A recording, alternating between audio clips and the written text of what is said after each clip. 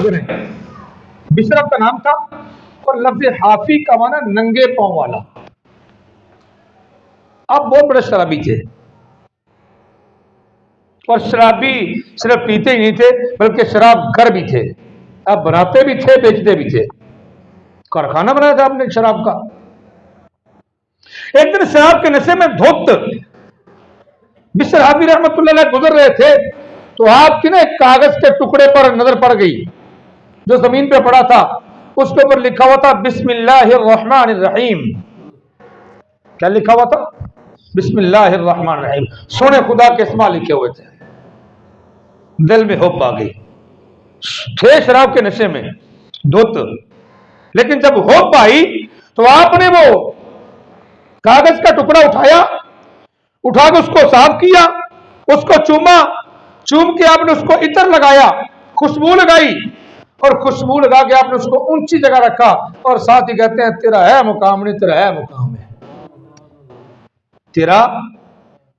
हमारे नजदीक आज हम कुछ भी नहीं करते। देखें बाहर क्या क्या पड़ा हुआ है, अखबारात देखें, फ्लैक्सेस देखें, आप जगह पर जगह अल्लाह रसूल के नाम पाक है। लिखने वालों को भी शर्म नहीं आती, लेकिन जो लिख लेते हैं उसके बाद संभालने वालों को भी ख्याल नहीं आता कि कहां संभालें, क्या करें। यह एक वबाल है। बिशर हाफी रहमतुल्लाह ने उठाया, आपने उठा के ऊपर रखा, चले गए। उस वक्त के वली काम लेते थे मालिक रहमतुल्लाह को ख्वाब आई कि ख्वाब में रात के टाइम में ख्वाब में आपको कोई कहने वाला कह रहा है कि जाओ जाके बिशर को हमारा पैगाम दे दो कि तूने हमारे नाम को ऊंचा किया, हमने तेरे नाम को ऊंचा कर दिया है। तूने हमारे नाम को मुअत्तर किया, खुशबू लगाई है, हमने तेरे नाम की मांग दोनों जहां में फैला दी है।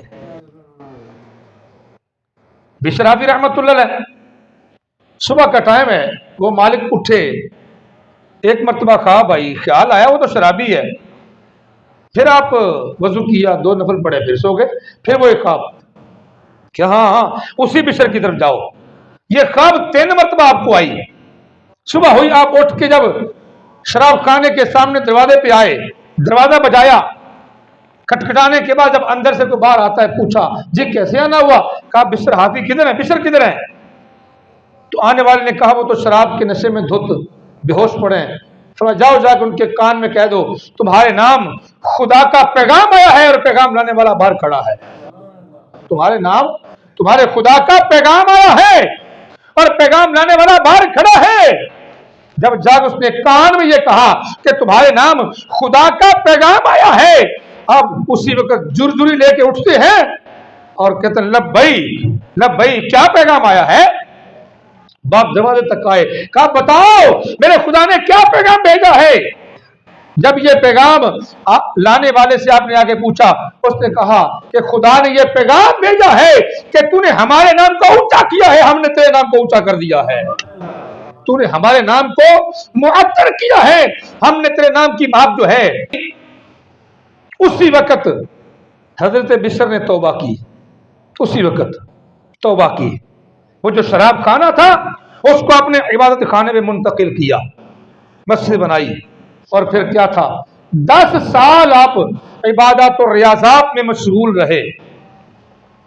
10 साल के बाद जब बाहर निकले ना, आप इतने अल्लाह जल्ला वाला की मोहब्बत में मुस्तगर्रक हो चुके थे, अल्लाह की मोहब्बत आपके दिल में इतनी सरायत कर चुकी थी कि आपको यह भी ख्याल नहीं था कि मैंने जूते भी पहनने हैं। अब नंगे पांव रहते थे, नंगे पांव रहते थे।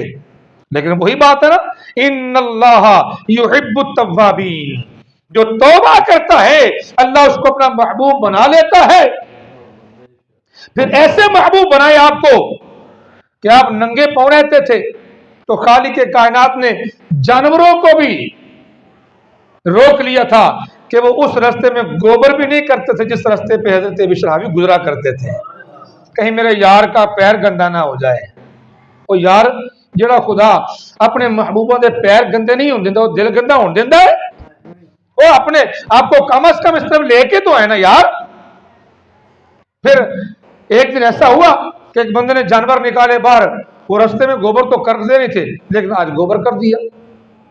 जब गोबर कर दिया तो फिर वो जानवरों का मालिक जो था ना वो समझ गया कि आज बिशर हाफी रहमतुल्लाह अलैह विसाल कर गए हैं। फिर जब खबर ली, पता किया, तो वाकई आप उस दिन विसाल कर चुके थे। तो मेरे प्यारे प्यारे भाइयों, मालूम यह हुआ कि जो